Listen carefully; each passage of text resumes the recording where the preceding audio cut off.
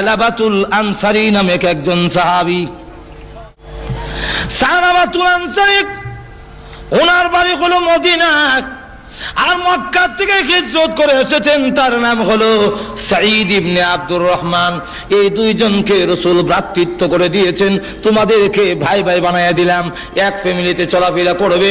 তবুকের যুদ্ধের সময় আল্লাহর হাবিব রাহমাতুল আলামিন যুদ্ধের মধ্যে চলে গেলেন, আর সাঈদ ইবনে আব্দুর রহমানকে সাথে নিয়ে গেলেন। সালাবাতুল আনসারী রাদিয়াল্লাহু আনহু ওনার ফ্যামিলির দায়িত্ব গ্রহণ করে নিল, কিন্তু যুদ্ধে যাওয়ার পরে শয়তান প্ররোচনা দিয়ে সালাবাতুল আনসারীর সামনে তুলে ধরা হলো,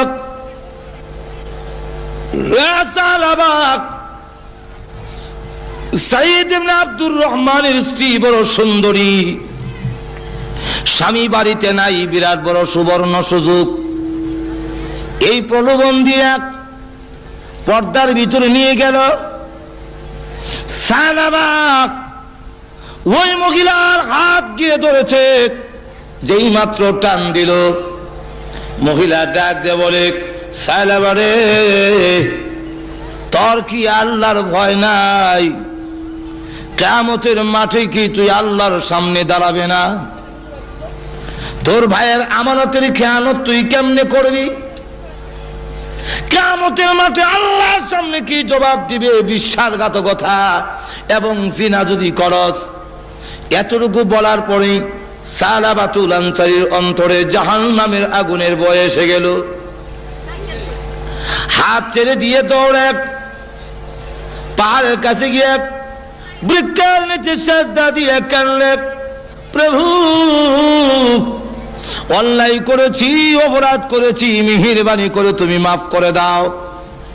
এদিকে সাঈদ ইবনে আব্দুর রহমান যুদ্ধের ময়দান থেকে ফিরে আসলেন বাড়িতে, এসে দেখে সালাবাতুল আনসারী বাড়িতে নাই। তখন তিনি গেলেন, জিজ্ঞাসা করলেন, আমার ভাই সালাবা কোথায়? ওনার স্ত্রী বলেন, পূর্ব দিকে চলে গেছে।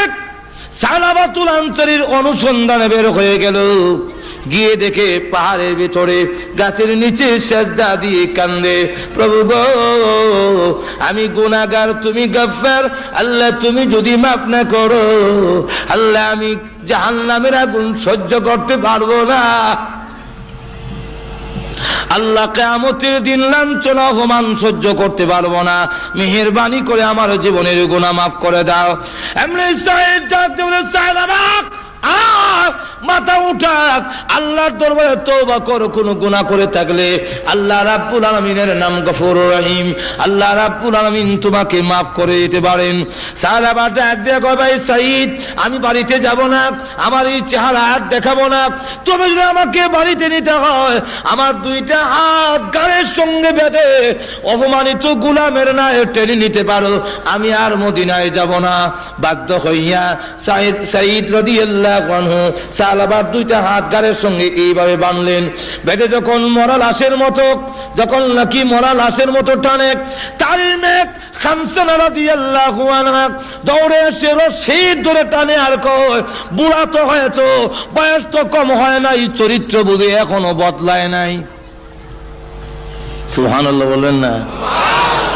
আব্বা চরিত্র এখনো বদলায় না, আরেকজনের স্ত্রীর হাতে তুমি কেমনে ধরলে? যে লোক নাকি আরেকজনের স্ত্রীর হাতে ধরে, এই লোককে এইভাবে অপমানিত গোলামের মতো টেনে নিতে হয়।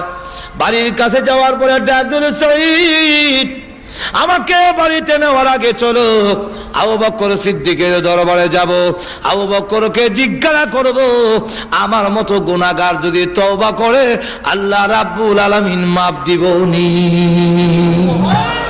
আল্লাহ আমাকে মাফ দিবেন কিনা। আবু বকর সিদ্দিক রাদিয়াল্লাহু আনহুর কাছে গিয়ে দাঁড়িয়ে বলতে লাগলেন, আবু বকর, অন্যায় করেছি নফসের ধোঁকায়, শয়তানের ধোঁকায়, আমি যদি তওবা করি আল্লাহ রাব্বুল আলামিন আমাকে মাফ দিবেন কিনা। আবু বকর সিদ্দিক বলেন, মাফ দেওয়া না দেওয়া এটা আমার ব্যাপার নয়, আল্লাহ রাব্বুল আলামিনের ব্যাপার, আল্লাহ মাফ দিবেন কিনা আমি জানি না, তুমি আমার বাড়ি থেকে বের হয়ে যাও। রাস্তায় গিয়ে ডাক দিয়ে বলে, আরে সাঈদ, আবু বকর আমাকে বিদায় করতে পারে, আমি কিন্তু নৈরাশ হই না, আমাকে নিয়ে চলো ওমরের দরবারে, ওমরকে জিজ্ঞাসা করব, আমার মতো নাফরমান যদি তওবা করে আল্লাহ রাব্বুল আলামিন মাফ দিবেন কিনা।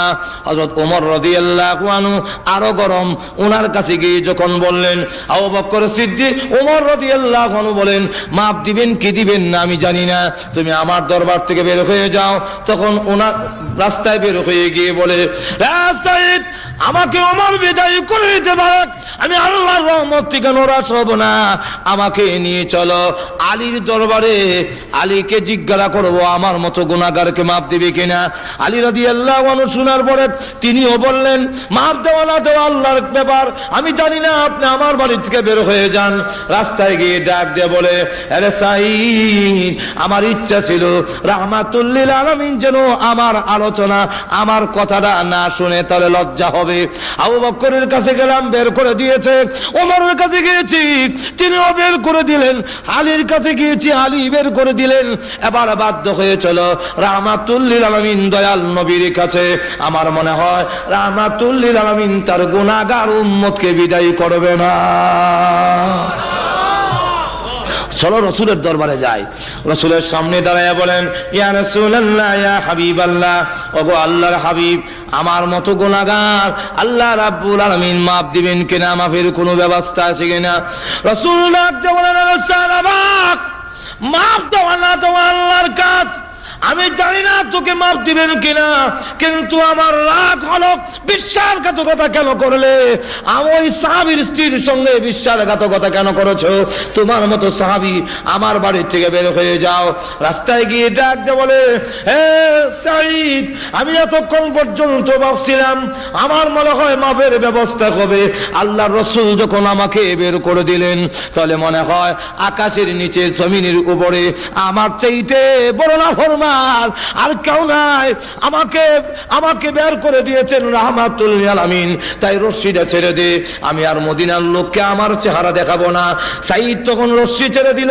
তার মেয়ে রশি ছেড়ে দিয়া ডাক দিয়ে বলে, হে আব্বা, ঘুরে ঘুরে দেখেছে আবু বকর তোমার প্রতি নারাজ, ওমর তোমার প্রতি নারাজ, আলী তোমার প্রতি নারাজ, এমনকি রাহমাতুল লিল আলামিন পর্যন্ত তোমার প্রতি নারাজ।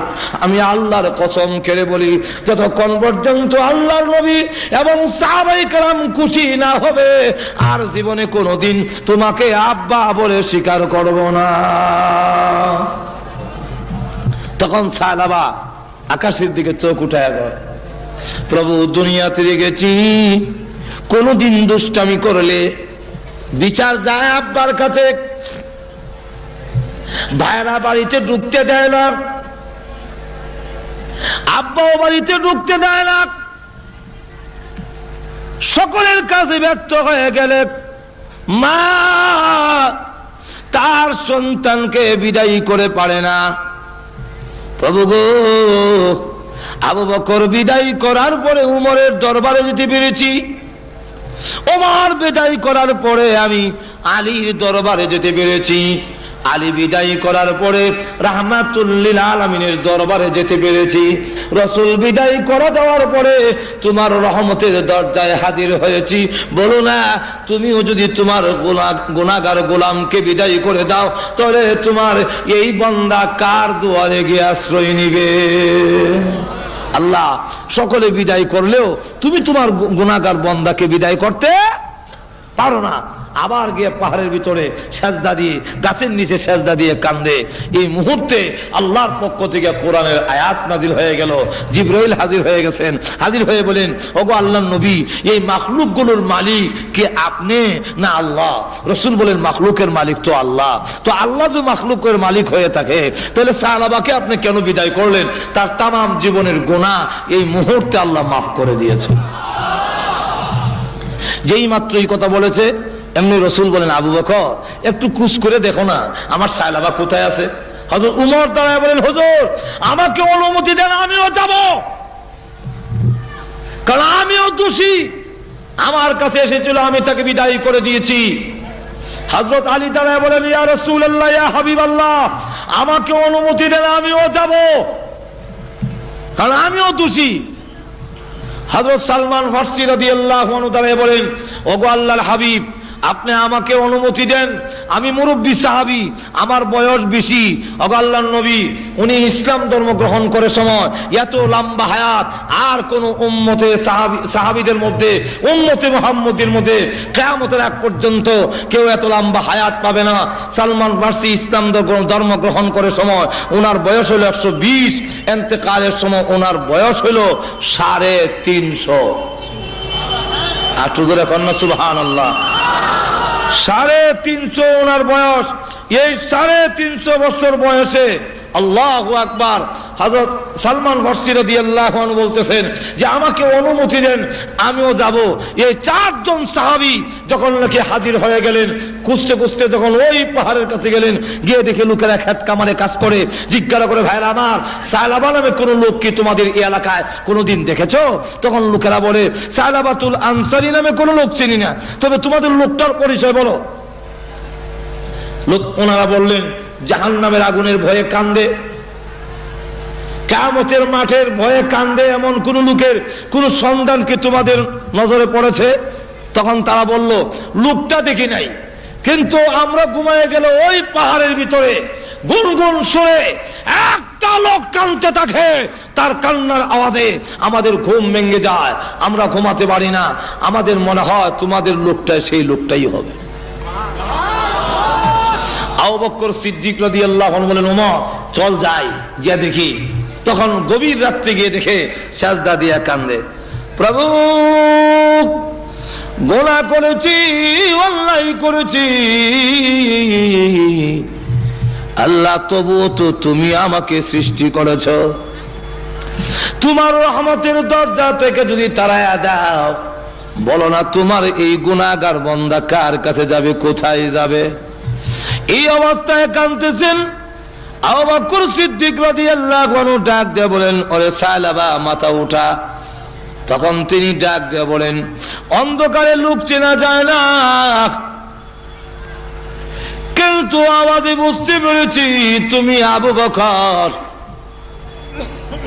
আমি আপনার কথায় আমি যাব না, আপনি না আমাকে বিদায়ী করে দিয়েছেন, যতদিন আল্লাহ আমাকে মাপ না দিবে আমি আর যাব না মদিনায়, লোকদেরকে চেহারা দেখাবো না। এমনি হযরত উমর ওই গর্তের পরে দাঁড়ায় বলেন, মাথা উঠা, আর কাঁদতে হবে না, আল্লাহ রাব্বুল আলামিন তোর জীবনের গুনাহ মাফ করেছে বলে এই মুহূর্তে কোরআনের আয়াত নাজিল হয়েছে। এমনি সালাবাতুল আনসারী মাথা উঠায় আর বলে, আল্লাহ সত্যি তোমার নাম রহমান রহিম, সকলে বিদায় করলেও তুমি তোমার গুনাহগার বান্দাকে বিদায় করে দিতে পারো না। সালাবাতুল আনসারী সহ 5 জন সাহাবী মদিনার দিকে রওনা দিলেন। মদিনার ভিতরে যখন ঢুকছে তখন হযরত বিলাল ফজরের আজান দেয়। মসজিদের ভিতরে ঢুকলেন, নামাজ আরম্ভ হয়ে গেছে। রাসূল নামাজের মধ্যে আরম্ভ করলেন, আলহাকুমুত তাকাসুর। যেই মাত্র আলহাকুমুত তাকাসুর বললেন, এমনি শোনা যায় বিকট চিৎকারের আওয়াজ। নামাজের মধ্যে সাহাবীরা কেঁপে উঠেছেন, এত বিশ্রী আওয়াজ কার? আবার রাসূল বললেন, হাত্তা যুরতুমুল মাকাবির। এমনি শুনে আরেকটা বিকট আওয়াজ। এই বিকট চিৎকারে সাহাবীদের মধ্যে কম্পন শুরু হয়ে গেছে, কাঁপতে লাগলেন। এমন বিশ্রী আওয়াজ কে দিল? নামাজের সালাম ফিরানোর পরে, আসসালামু আলাইকুম রাহমাতুল্লাহ, আসসালামু আলাইকুম রাহমাতুল্লাহ। পিছনের দিকে তাকায়া দেখেন সালাবাতুল আনসারী জমিনে পড়ে গড়াগড়ি করতেছে। আল্লাহর হাবিব দৌড়ে গেলেন, কাছে যাওয়ার পরে এমনি নড়াচড়া বন্ধ হয়ে গেছে। রাসূল বলেন, সালমান আমার সালাবার ফালস পরীক্ষা করে দেখো, মুখে পানি দাও, মাথায় পানি দাও।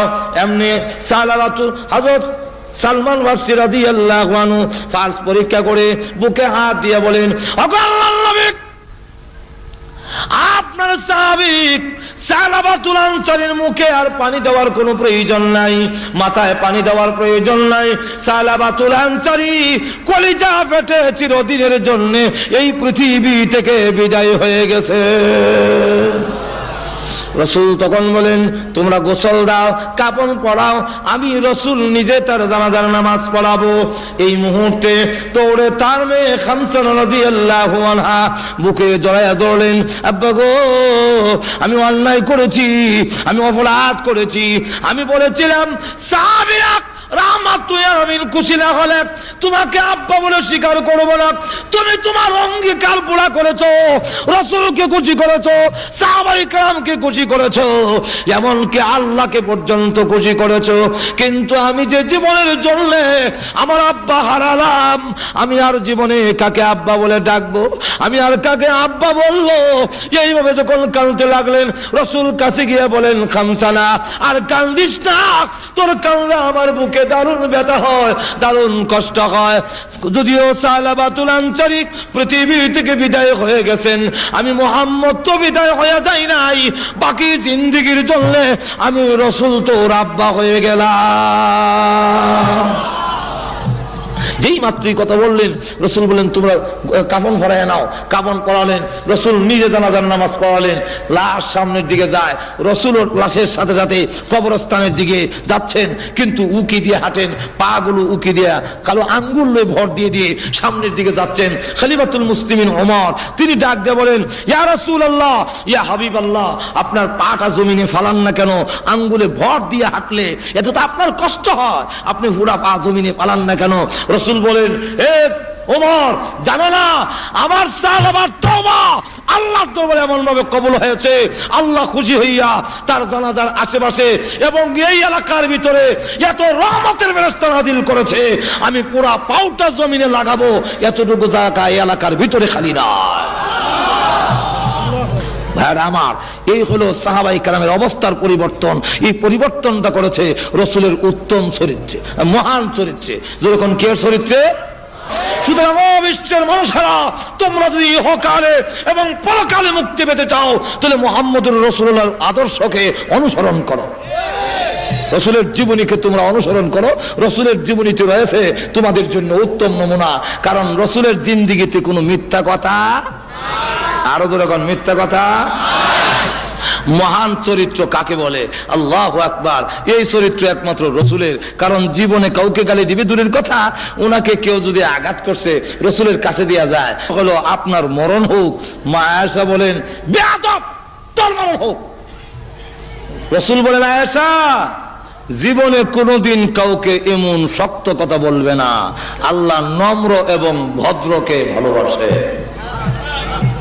যেরকম ঠিক না, ঠিক না, আরো যেরকম ঠিক না।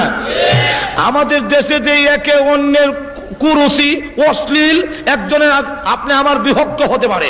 আল্লাহ রসুলের চরিত্র হলো একজন তার প্রতিদ্বন্দ্বী যিনি, তার মোকাবেলা যিনি আছেন, তার প্রতিপক্ষ যিনি, সেই দুশ্মনকেও রসুল কোনোদিন গালি দেননি, রসুল কোনোদিন অশ্লীল কথা বলেননি। সুতরাং যদি আজকে আমাদের সর্বক্ষেত্রে রসুলকে অনুসরণ করা যায়, তাহলে দেখা যাবে আমাদের মধ্যে যে একে অন্যের কাটা ছড়ি, একে অন্যের সাথে যে আচরণ, এরা থাকবে না, গোটা সমাজের মধ্যে শান্তি প্রতিষ্ঠিত হবে। যেরকম ঠিক না, ঠিক না? ভাইরা আমার, হুজুর সাল্লাল্লাহু আলাইহি ওয়াসাল্লামের কাছে এক লোক টাকা পাবে, বলবো না অসুবিধা হচ্ছে নাকি? টাকা পাবে, রসুল তার কাছ থেকে কর্জ আনছিলেন, ঋণ আনছিলেন। মনে করেন দেওয়া হবে আজকে, যেমন শুক্রবার গেল, আগামী সোমবারে দেওয়া হবে।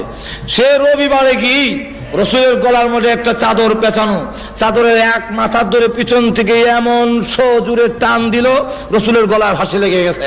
ফাঁসি লাগছে বলে তো চেহারার রং পরিবর্তন হয়ে গেছে, আর চোখগুলো রক্ত, চোখের মধ্যে রক্ত জমে গেছে।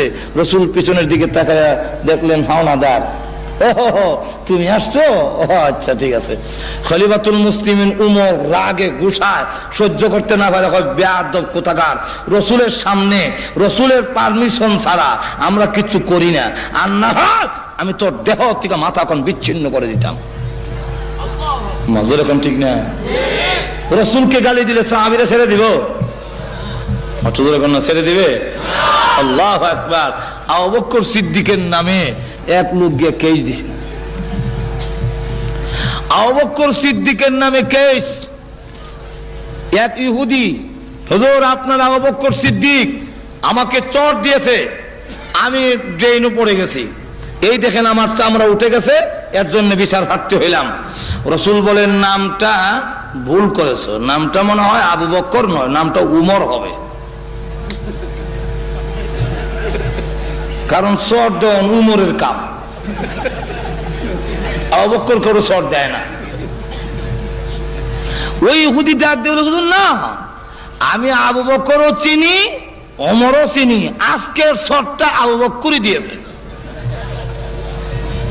রাসূল বলেন আবু বকর যদি দিয়ে থাকে, আর তুমি ইসলামিক কোডে বিচার দিয়েছো, ইসলামিক কোডে মুসলিম অমুসলিম এর মধ্যে কোনো তফাৎ নাই। নোটিশ গেল, আবু বকর তোমার নামে কেস হয়েছে। আবু বকর সিদ্দিক বলেন আসসালামু আলাইকা ইয়া রাসূলুল্লাহ, ওই ইহুদিটাকে একটা চর দেওয়ানোর পারমিশন আমাকে দিন।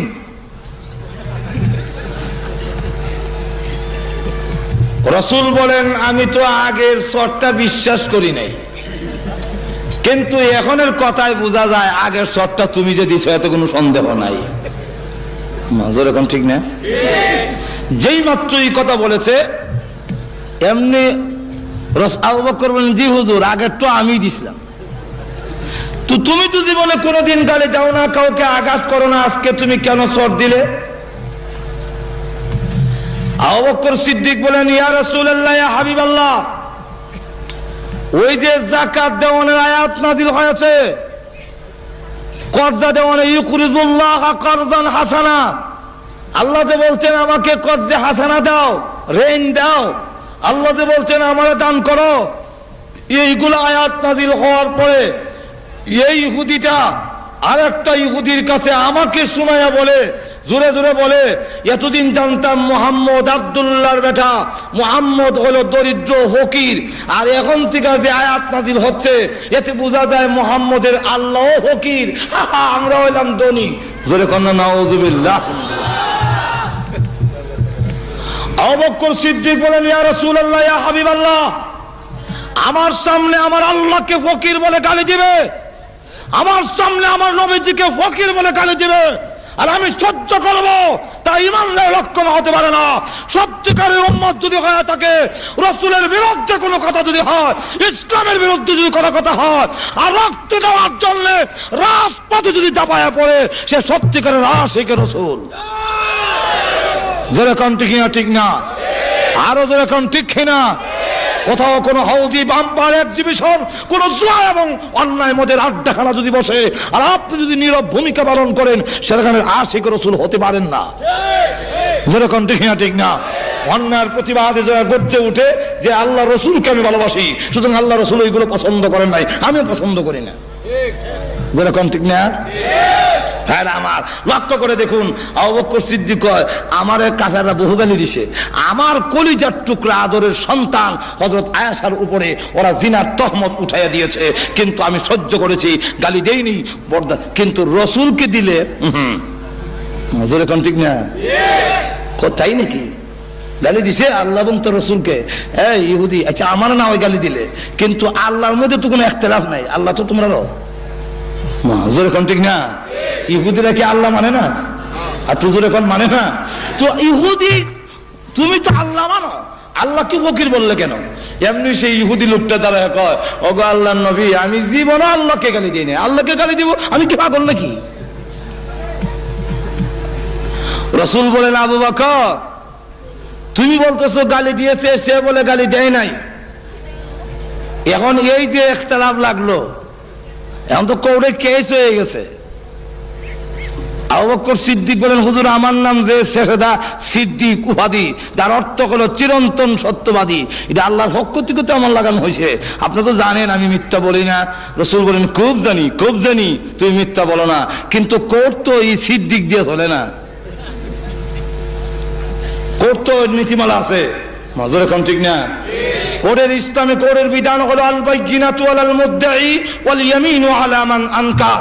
ইসলামী কোর্টের নীতিমালা হলো যে যে নাকি বাদী হবে তার পক্ষে দুইজন সাক্ষী উপস্থাপন করতে হবে, বিবাদীর উপর দুইজন সাক্ষী লাগবে। তোমার আর যদি সাক্ষী না থাকে, বিবাদী বলবো আল্লাহর কসম আমি করি নাই, কেস ডিসমিস, এখন তুমি সাক্ষী উপস্থাপন করো। কয় হুজুর আমার সাক্ষী নাই, কিন্তু ঘটনা সত্য। ঘটনা সত্য হলে কি সাক্ষী নাহলে তো ঘটনা প্রমাণিত হবে না। তখন কয় হুজুর সাক্ষী নাই। এখন যদি আপনি আমাকে, আমি আল্লাহ এবং তার রাসূলের ভালোবাসার প্রমাণ দেখাইছি, এখন যদি এতে আমার ফাঁসির কাস্টে ঝুলতে হয় 1000 বার আমি রাজি আছি। রাসূল বলেন রাজি থাকলে প্রস্তুত হও, তোমার বিপক্ষেই আমি রায় দেব। তুমি তাকে চর দিয়েছো, চরের বদলা চর। আবু বকর সিদ্দিকের বিরুদ্ধে চরের রায় হয়ে যাবে, যে একটা চর আবু বকর দেওয়া হবে। এই ইহুদি আর একটা চর তাকে দিয়ে দিবেন, এই পরিমাণ বড়।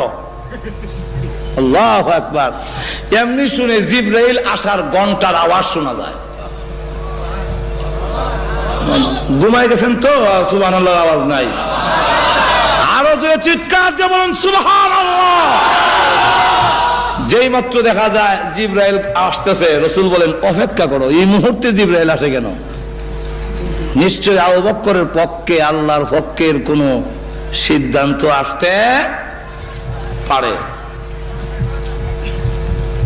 হুজুর আপনার কানে কানে বলে আবু বকর সিদ্দিকের বিরুদ্ধে রায় দেওয়ার আগে আল্লাহ রাব্বুল আলামিনের কোরআনের আয়াতটা আগে শুনুন, তারপরে রায় দিবেন। সুবহানাল্লাহ বলবেন না? আবু বকর সিদ্দিকের পক্ষে আল্লাহ কোরআনের আয়াত নাযিল করেছেন, লাকাদ সামিআল্লাহু কওলাল্লাযীনা ক্বালু ইন্নাল্লাহা ফাকীরুন ওয়া নাহনু আগনিয়া। হে নবী, আবু বকর সিদ্দিকের দুনিয়ার কোন সাক্ষী না থাকলেও আমি স্বয়ং আল্লাহ আবু বকরের পক্ষে সাক্ষী হয়ে গেলাম। এই ইহুদি যে আল্লাহকে ফকির বলে গালি দিয়েছেন, আল্লাহ বলেন লাকাদ, লাম তাকিদ, এটা আরবিতে আবার গ্রামার আছে। লাম তাকিদ অর্থাৎ নিশ্চয়তাবোধক শব্দ আল্লাহ ব্যবহার করলেন একবার, এরপরে আবার বলেন কাদ তাকিদ, এরপরে লাকাদ সামি আল্লাহ, দুইবার আল্লাহ নিশ্চয় নিশ্চয় আল্লাহ শ্রবণ করেছেন তাদের কথা। কাদের কথা? যারা বলছেন আল্লাযীনা ক্বালু ইন্নাল্লাহা ফাকীরুন, নিশ্চয়ই আল্লাহ ফকির, ও নাহনু আগনিয়া, আমরা হইলাম ধনী। এই কথা যে বলছেন আল্লাহ কুদ্দুতি কান দিয়া শুনছেন। এখন আপনি কেমনে রায় দিবেন, এটা আপনার ব্যাপার। রাসূল বলেন কিরে ইহুদি, আগে দিন না করছিলে, আমাদের আল্লাহ গালি দিছ। আমি কি আর জানি আমার নামে যেমন আয়াত নাযিল হইব? চিন্তা করেন কি পরিমাণ বাটপার। এখন চিন্তা ব্যাপারটা হলো সাহাবায়ে কেরাম, তাদের ভালোবাসা আর মহব্বত এমন যে নিজের প্রাণ দিতে পারে রাসূলের ইজ্জত নষ্ট হতে দিতে, আরো যখন দিতে, সব কিছু দিতে পারি, কিন্তু রাসূলকে ছাড়তে পারি না। আল্লাহু আকবার। সাহাবায়ে কেরাম মা ছাড়তে রাজি, বাবা ছাড়তে রাজি, আত্মীয় স্বজন ছাড়তে রাজি, কিন্তু নবীজি ছাড়তে রাজি না। যুদ্ধের হিজরতের সময় মক্কা থেকে মদিনা যায় এক সাহাবী, ওনার নাম আবু সালমা। উনি সন্তান আসছিল, সে গোষ্ঠীর লোকেরা সন্তান আটকাই দিছে, আর শ্বশুর গোষ্ঠীর লোকেরা ওনার বউ নিয়ে গেছে। উনি দাঁড়ায় কয়, হে কাফেরেরা, তোমরা মনে করছো আমার বউ নিয়ে গেলে, আমার সন্তান নিয়ে গেলে আমি মদিনায় হিজরত করব না? ধন সম্পদ যা আছে সব মদিনায় রেখে আসছি। আর এখনের কথা হলো, শোনো, এখন কথা হলো যে আমার সন্তান আটকাই দিয়েছো, আমার স্ত্রী আটকাই দিয়েছো। তোমরা জানো না আল্লাহর রাসূলকে যে আমরা কত ভালোবাসি।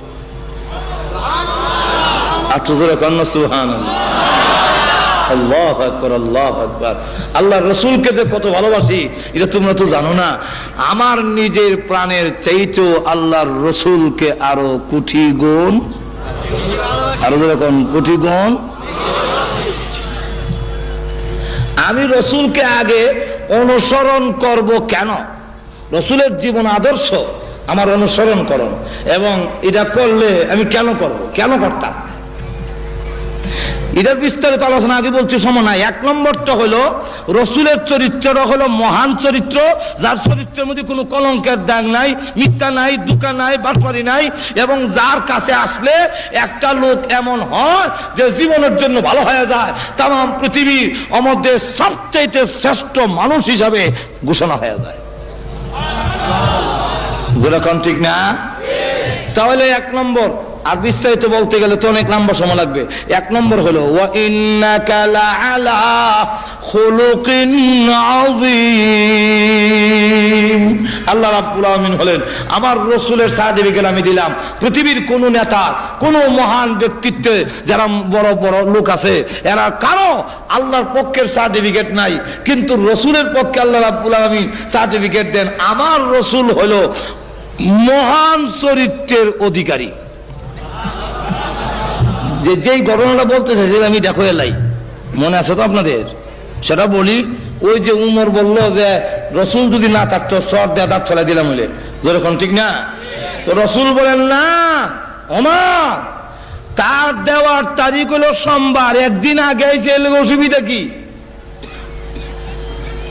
তুমি তাকে যে দমক দিছো এই জন্যে তুমি তাকে টাকাটা তো দিবাই বাইতুল মালে, আমার ইয়েতে কুষাগারে যদি মাল তাকে ফান্ডের টাকা তাকে দিয়ে দাও, আর তুমি যে পাওনাদারকে ধমক দিলা এই জন্য আরো 200 দিরহাম জরিমানা দিও। লোকটা সাথে করে নিয়ে গেল, বলতেছে যে এই নাও তোমার পাওনা টাকা, আর এই নাও রসুল যে বলছেন আরো 200 টাকা আমি জরিমানা দিলাম, পাওনাদাররা কেন ধমক দিলাম? লোকটা টাকা নেওয়ার জন্য আসি নাই, আমার দেওয়ানের তারিখ হয় নাই, আমি তো আসলে টাকা নেওয়ার জন্য আইছি না। কেন আসছো? তাওরাত কিতাবের মধ্যে বিশ্বনবী রাহমাতুল লিল আলামিনের যত গুণগান উল্লেখ করা হয়েছে এক একটা করে পরীক্ষা করে দেখেছি। শেষটা ছিল বিশ্বনবী যিনি হবে 300, বিশ্বনবী যিনি হবে 300 খারাপ আচরণ কেউ করলে উনি পাল্টা তার সাথে ভালো আচরণ করবেন। আর এই বালা আচরণ করবে কখন? এমনি সব বালা মানুষ শৈল গুতা দিয়া রাগ চুলায় সারলে যদি ঠিক থাকতে পারে তাহলে ভালো মানুষ, যেরকম ঠিক না? আর নাহলে তো এইখানে যারা আছেন সব ভালো মানুষ, সব ভালো মানুষ, সবতে হাসি, হ্যাঁ। কিন্তু আমি খারাপ আচরণ করে দেখি, তখন দেখা যাইব যেরকম ঠিক কিনা। একজন জিজ্ঞাসা করে, ভাই বাবা তোমার বাড়ি কোথায়? আমার বাড়ি তো অমুক গ্রাম। যে গ্রামের নাম কইছে এই গ্রামের লোক অধিকাংশ হলো উগ্রমে যাজি, খারাপ, লাইটল বেশি, আর কি জঙ্গলি কিসিমের মানুষ। তার আচরণে, এই ছেলের আচরণে সে একটু লেখাপড়া শিক্ষা বা একটু শহর বন্দরে থেকে ভালো থেকে একটু ভালোই সে আর কি, কথা বুঝছেন না? তো কয় বলে আমার বাড়ি তো অমুক গ্রামে। তোমার আচরণে তো বোঝা যায় না। না বাবা আমার বিশ্বাস হয় না এই গ্রামে তোমার বাড়ি। কোন আসা আমার বাড়ি এই গ্রামে, ধরবে না, আমার বিশ্বাস হয় না। এই গ্রামের লোকের আচরণ এরকম হওয়ার কথা না। একবার দুইবার তিনবারের সময় না আসা আমার বাড়ি এই গ্রামে, তো আবার যখন না হবে আমার বিশ্বাস হয় না। কখন শ্রদ্ধা তথ্য তুমি বিশ্বাস না হইলে তখন বিশ্বাস হয়েছে, কখন বিশ্বাস হয়েছে, যেরকম ঠিক না? এখন বোঝা গেল তো রাগ না তুলালে তো বোঝা যায় না। আল্লাহ রসুল সাল্লাল্লাহু আলাইহি ওয়াসাল্লাম তখন বলতেছেন, ওই ইহুদি বলতেছে রসুলের রাগ না তুলালে তো বুঝবো না, আমার খারাপ আচরণ না করলে তো ভালো হবো কেমনে? এই জন্য আমি পিছনের চাদর ধইরা এমনি জোরে টান দিলাম, দিয়া বললাম টাকা আনবার সমানো দিবার সময় বুঝি মনে থাকে না। এই কথা বলার পরে আমার ফাউন হইলো 2টা চোর, যেরকম ঠিক না ঠিক না? কিন্তু চোর না দিয়ে আল্লাহ রসুল সাল্লাল্লাহু আলাইহি ওয়াসাল্লাম আমাকে বললেন, মুস্কি হাসি দিয়া বললেন, আরো বললেন জরিমানা দেওয়ানের লেগে, আপনি যে দমক দিছেন ওইটার জন্য জরিমানা দেওয়ান। এতে বোঝা গেল, প্রমাণিত হইল, পরীক্ষায় পাস করলো উনি বিশ্বনবী, উনি রাহমাতুল আলামিন। সুতরাং আর একটা মুহূর্ত দেরি করতে চাই না, টাকা নেওয়ার জন্য আসি নাই, আমি এসেছি ইসলাম ধর্ম গ্রহণ করার জন্য। তাই আমি কালিমা পড়ে মুসলমান হয়ে গেলাম। এই হলো রসুলের আখলাক। যদি আরো বলতে যাই আরো বহু ঘটনা আছে, যদি বলতে যাই শেষ হবে না। তো এক গেল, এক রাখলাম এক। 2 নম্বর হইল একটা লোককে অনুসরণ করে তার জন্য মোটামুটি 4টা গুণ থাকে। যেরকম কয়টা? কোন লোক যদি সুন্দর হয় তো তার পিছিয়ে পিছিয়ে মানুষ ঘুরে। গাজীপুর মনে এরকম নাই, সুন্দরের পাগল মনে নাই। সুন্দরী মহিলার জন্য বেদের মেয়ে জুস নাই আমার।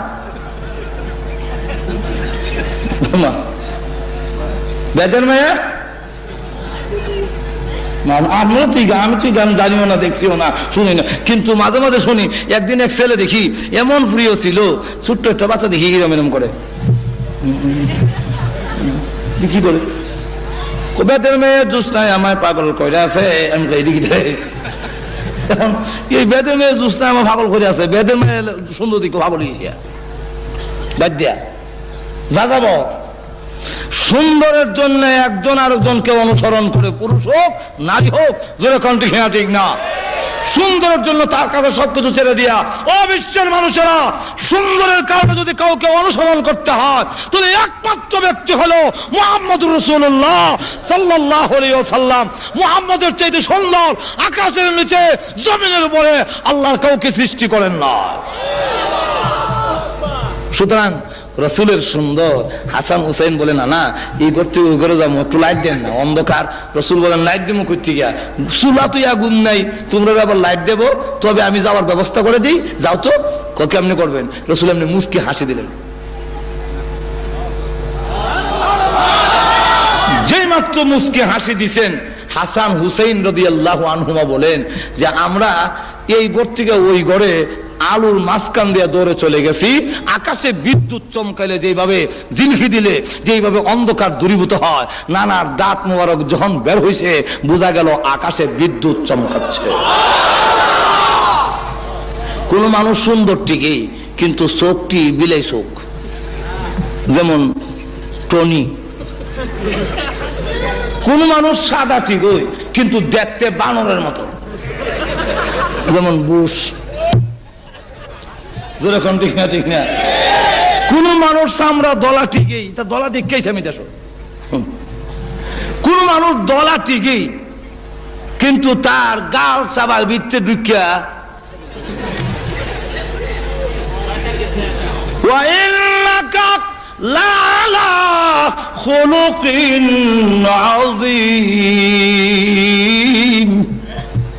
আল্লাহ রাব্বুল আমিন বলেন রসুলের যে মহান চরিত্র, তাফসীর ইবনে কাসির মধ্যে উল্লেখ করেছে চরিত্র সুন্দর বলতে শুধু চরিত্র না, রসুল মাথা থেকে পা পর্যন্ত এমন কোন জিনিস ছিল না যে আল্লাহর নবীর দোষ ধরার মতো আছে।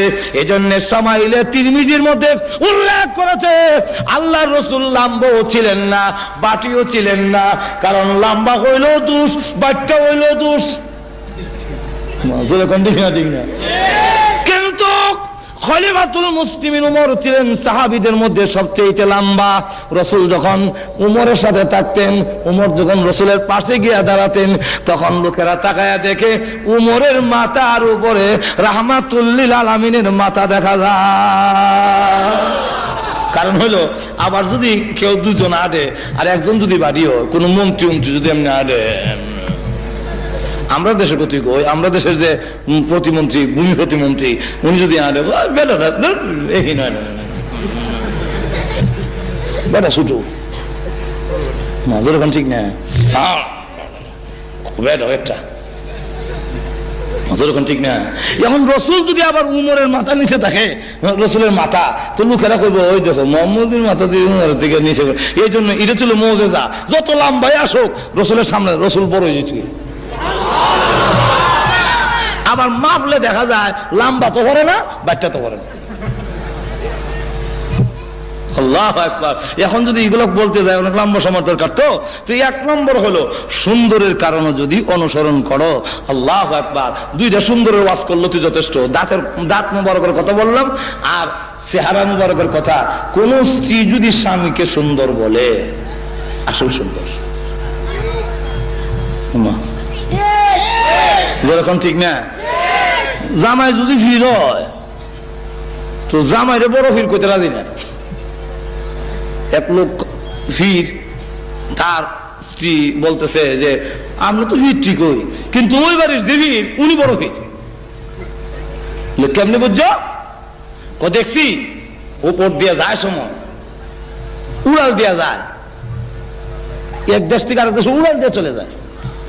তো স্বামী বলতেছে না, এই ফির তো আমি ছিলাম। তুমি আসলা বিলে, এর লেগে দেখছি কমরটা একটু বাঁকা। সে কেন তো স্বামীকে খুব তাড়াতাড়ি একটা মানে না, কিন্তু মা আয়েশা রাদিয়াল্লাহু আনহা বলেন আমার স্বামী রাহমাতুল আমিন এত সুন্দর ইরশাদুল কারি ইলা সহিহুল বুখারী, ওই বুখারীর ব্যাখ্যা গ্রন্থের মধ্যে লিখেছে মা আয়েশা বলেন অন্ধকার রজনীতে আমার ঘরে এশার নামাজের পরে আল্লাহর নবী যখন প্রবেশ করতেন তখন রাসূলের চেহারার সামনে একটা সুইচের ছিদ্র দিয়া আমি সুতা ঢুকাইতে পারতাম। আল্লাহু আকবার। ওই দিকে আমি শেষ রাখলাম, সুন্দর। 2 নম্বর হলো কারো যদি বুজুর্গ বেশি থাকে, বুজুর্গ হয়, বুজুর্গ বুঝেননি, আল্লাহর সাথে যার সম্পর্ক বেশি, কামালতি, এই লোকের পিছনে কিছু লোক আসেনি, নজর ওখানে আসেনি। এই লোকটা যদি আল্লাহর ওলি হয়ে যায়, শাহজালাল, মঈনুদ্দিন চিশতি, এই জাতীয় লোক যদি হয়, তখন নজর ওখান ঠিক না, ঠিক না, তার জন্য পাগল দেওয়ানা, লক্ষ লক্ষ লোক পাগল হয়ে যায়। ও দুনিয়ার মানুষ, এমন যদি হয়, এর কারণে যদি হয়, তো রসুলকে অনুসরণ করতে হবে, কারণ রসুল হাত উঠাইতে দেরি, আল্লাহর দরবারে তা কবুল হইতে 1 সেকেন্ড দেরি হয় না। আল্লাহু আকবার। ওই দিকেও যদি যাই লম্বা হয়ে যাবে। আবু হুরায়রা রাসূলের দরবারে বসে কান্দেন, তো রাসূল জিজ্ঞাসা করেন কান্দুস কেন? হুজুর কান্দি, প্রত্যেক দিন আমি বাড়িতে গেলে মা আমাকে মারে আর বলে বাড়ি ছেড়ে দিতে হবে। আমি আর বুখারী শরীফের ঘটনা, আমার মা আমাকে বলছেন যে আমি মুহাম্মদের দরবার ছেড়ে দেওয়ার জন্য। আমি আমার মাকে বলছি, মা শুধু আপনার বাড়ি কেন, আল্লাহর কসম করে বলে तमाम পৃথিবী ছেড়ে দিতে পারি, কিন্তু একটি মুহূর্তের জন্য রাহমাতুল লিল আলামিনের দরবার ছাড়তে পারবো না। বুঝি মুহাম্মদকে অনেক গালিগালাজ করলো। হুজুর এতদিন কান্দি নাই, আজকে কাঁদছি, আমাকে মারো, আমাকে গালি দাও, সহ্য করি। মা ছেলেকে গালি দেয়, সহ্য করা যায়, কিন্তু আমার রসুলকে যে গালি দিল, এখন কি করি? রসুল বলেন তোমার মা গালি দিলে কি করবো, সহ্য করো। কোরআন সহ্য করা যায় না, আপনি হুজুর মেহরবানি করে একটু দোয়া করেন আমার মা যেন মুসলমান হয়ে যায়। রসুল দোয়া করেন, বুখারী শরীফের হাদিস, আল্লাহুম্মা হদি উম্মা আবি হুরায়রা, আল্লাহুম্মা হদি উম্মা আবি হুরায়রা। হে আল্লাহ, আবু হুরায়রার মাকে হেদায়েত করো। আবু হুরায়রা টুতুর মারছে, আর একজন সাহাবী, এই কই যাস, দাঁড়া, তোমার মার জন্য দোয়া হয় আর তুমি দোয়াটা কিভাবে অবমূল্যায়ন করলে, দোল মারলে না, অবমূল্যায়ন নয়। আমি দৌড়ে তাড়াতাড়ি গিয়ে দেখতে চাই, আমি আগে বাড়িতে গেলাম না রাহমাতুল লিল আলামিনের দোয়া আমার আগে বাড়িতে পৌঁছে গেছে। কোনটা আগে গেল একটু দেখতে চাই। আবু হুরায়রা বলেন দৌড়ে গেলাম বাড়িতে, গিয়া দরজা নক করলাম, যখন নাকি করাই এলাম না, এমনি বলেন আবু হুরায়রার মা, লক্ষ্মীমণি, জাদুমণি, কলিজার টুকরা, আদরের সন্তান আবু হুরায়রা, এইসব একটু দাঁড়া। সুবহানাল্লাহ বলবেন না? আবু হুরায়রা বলেন প্রতিদিন গেটের সামনে আসলে বলে আগে ক মুহাম্মদের দরবার ছাড়বে কিনা, না ওই গেট খুলবো না। আর আজকে কয় লক্ষ্মীমণি, জাদুমণি, কলিজার টুকরা, আদরের সন্তান, একটু দাঁড়াও, তোমার জন্য দরজা খুলে দিচ্ছি। আবার শোনা যায় ভিতরে গোসল করছেন, পানির শব্দ শোনা যায়, আবার যখন গোসল করতেছে, ব্যাপারটা কি? তাহলে মনে হয় আমি আমার মার গেটে পৌঁছার আগে আগে রাহমাতুল আমিনের দোয়া আমার মার জন্য কবুল হয়ে গেছে। ঠিকই দেখে দরজা খুলে দেওয়ার পরে পাকনা চুলগুলো ভেবে পানির পোড়াগুলো ঝরতেছে আর বলতেছে আজকে কই গেছলে? যাওয়ার পর থেকে আমার কলিজার এমন একটা জ্বালা যন্ত্রণা শুরু হইলো, এমন জ্বালা যন্ত্রণা, গোসল করলাম, পানি দিলাম, তো জ্বালা যন্ত্রণা শেষ হয় না। আচ্ছা কলিজা জ্বললে পানি দিলে কামিব? এখন পানি দিলাম, সবকিছু করলাম, কিন্তু আমার কোনো উপকার হলো না। এখন আমার মন খালি বলতেছে তুই যে নবীর কাছে মুহাম্মদের কাছে গিয়ে এত ভালো হইলি, এত গালি দিলাম, এত গালি দেই, কোনোদিন তো পাল্টা গালি দিস না, কোনো ধমকও দিস না, চোখ রাঙ্গাস না, তাহলে আমার মন চায় ওই নবীকে যদি একটা নজর দেখতাম। আবু হুরায়রা মুস্কি হাসে আর মনে মনে কয় এমনে না দোয়া কবুল হইছে।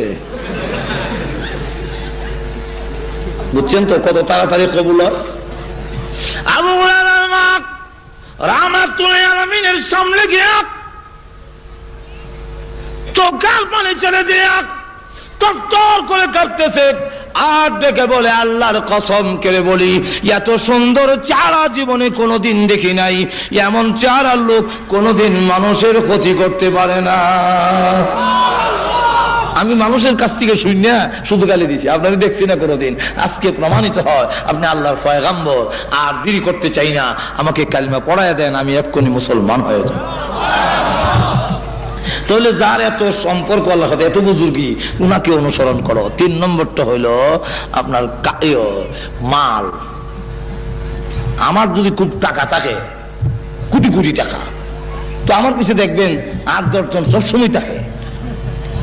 এখন ঠিক না? বড় লোকের পিছনে সবসময় লোক আছে, অভাব নাই। আমি আমার যদি দাওয়াত দেন একজন লোকরে, তো আমার সাথে আয় না, আসে না। আর যার লোকের টাকা কোটি কোটি কোটি হতি, তেমনি ওটা করবি, ওটা করবি, হ্যান করবি, যে চাচা কথা মানে। তাই যদি হয়, রসুলের চাইতে বড় ধনী আল্লাহর জমিনে আর কেউ। রসুল গরিবিটা গ্রহণ করে নিছেন, রাখতেন না তো। কিন্তু রসুলের মতো ধনীদের বাস্তব প্রমাণ হইল, আজ পর্যন্ত কত মন্ত্রী মিনিস্টার, আমাদের দেশের প্রাইম মিনিস্টার, প্রেসিডেন্ট, বিশ্বের বড় বড় প্রেসিডেন্টরা হজ করতে যায়, 100 উট কুরবানি দিয়েছেন বলে আমি কারো ইতিহাস জানি না। আপনাদের জানা আছে?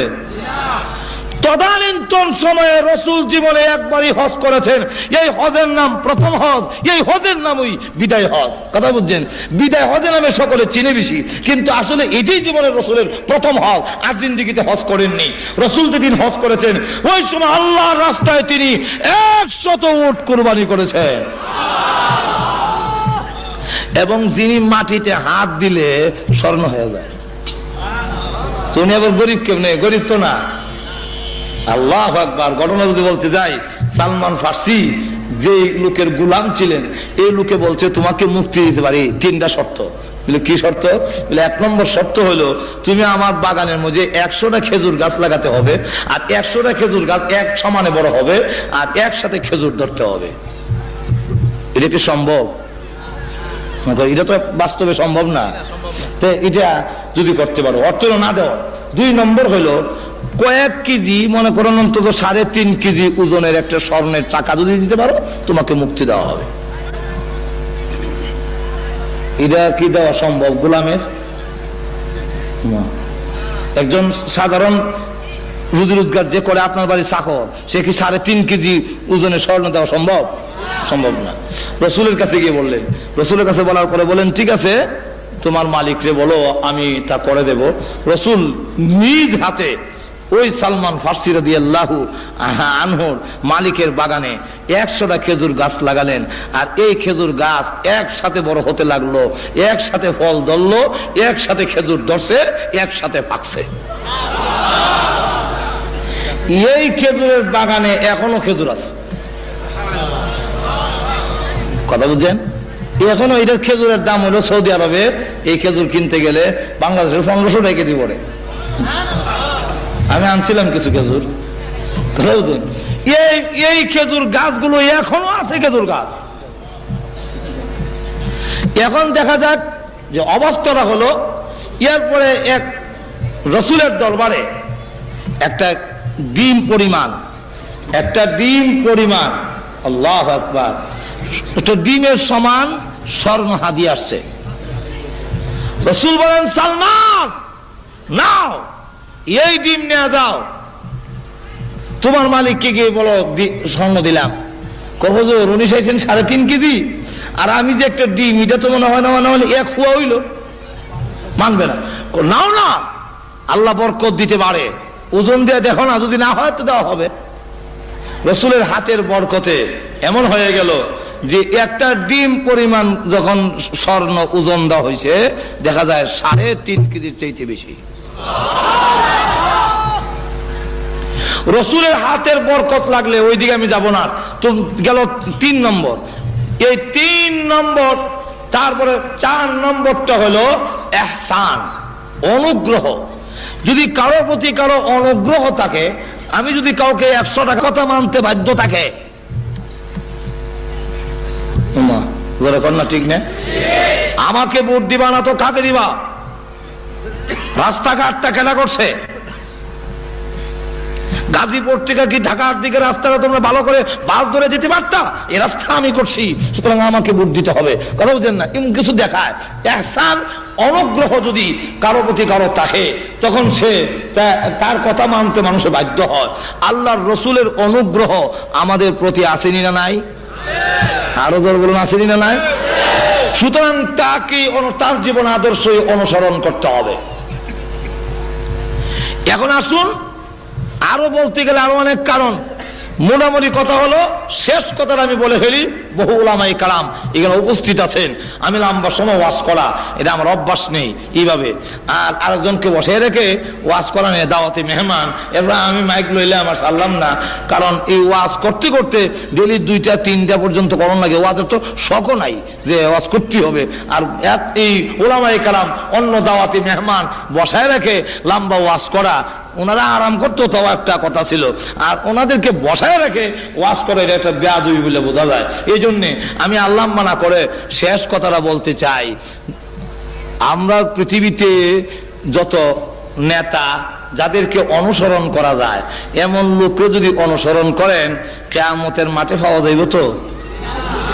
বুশকে অনুসরণ করলে, টনিকে, আচ্ছা আমরা দেশই করে বলি, রাগ হইয়েন না, বঙ্গবন্ধু শেখ মুজিবুর রহমান, তারপরে জিয়াউর রহমান, তারপরে আমরা এরশাদও যদি মারা যায়, কথা বুঝেননি? এই যা আছে যতগুলো আছে, আমরাও মনে করেন আছি, আমরা তো কিয়ামতের মাঠে একজনেরও হাতটা হওয়া যাবে না। যেরকম ঠিক না, ঠিক না? আরো যেরকম ঠিক খেলা। কিন্তু কিয়ামতের কঠিন ময়দানে সমস্ত নবীরা জান্নাতের দিকে চলে গেছেন, আল্লাহর ওয়াদা। আপনার মাসুম, হিসাব কিতাব নাই, আপনার কোনো হিসাব নাই, জান আপনার গুনাহ নাই, আপনার ব্যস্ত যান, সব বেহেশতে গেছে। গিয়া দেখে জান্নাতের গেট লাগানো। হ্যাঁ, জান্নাতের প্রহরীরা দরজা খুলে দাও, জান্নাতের ভিতরে প্রবেশ করব। কে আপনি পরিচয় দিন, আমি হইলাম আদম নবী। দাঁড়ান, সময় হয় নাই, আবার ডাক দিয়েছে, কে আপনি পরিচয় দিন, আমি হইলাম নূহ নবী। দাঁড়ান, সময় হয় নাই। আপনি কে? আমি হইলাম হযরত ইব্রাহিম নবী। দাঁড়ান, সময় হয় নাই। আপনি কে? আমি হইলাম হযরত মূসা নবী। দাঁড়ান, সময় হয় নাই। আবার ডাক দিয়েছে, কে আপনি পরিচয় দেন, আমি হইলাম ঈসা নবী। দাঁড়ান, সময় হয় নাই। কি ব্যাপার? আদম আলাইহিস সালাম থেকে ঈসা পর্যন্ত কইলাম, সকলে খালি কইলে সময় না, সময় কোন দিন হবে?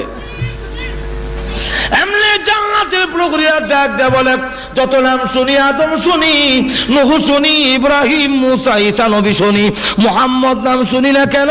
এই নবী কি আপনাদের এখানে হাজির হয় নাই? না, উনি তো এখনো আসে নাই। উনি এখন কোথায়? উনি এখনো কিয়ামতের কঠিন ময়দানে উম্মতের চূড়ান্ত ফয়সালা না শোনা পর্যন্ত একটা কদমও জান্নাতের দিকে বাড়াবে না।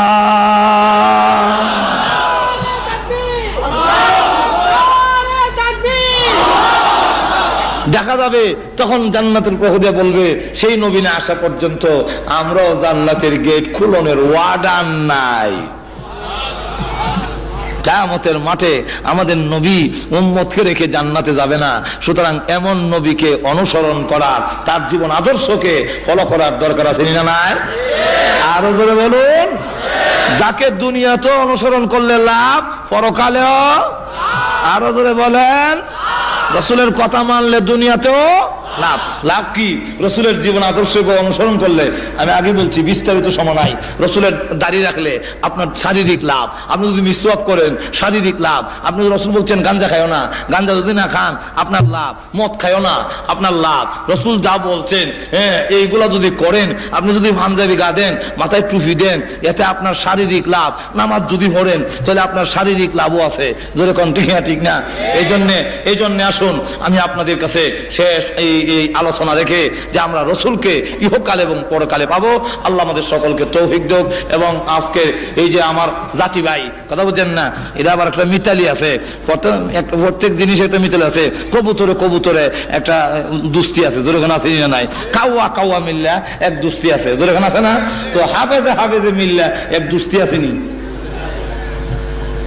যেরকম ঠিক না?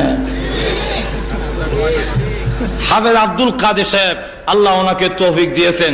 আল্লাহ তৌফিক। রাব্বিল আলামিন। আসসালামু আলাইকুম।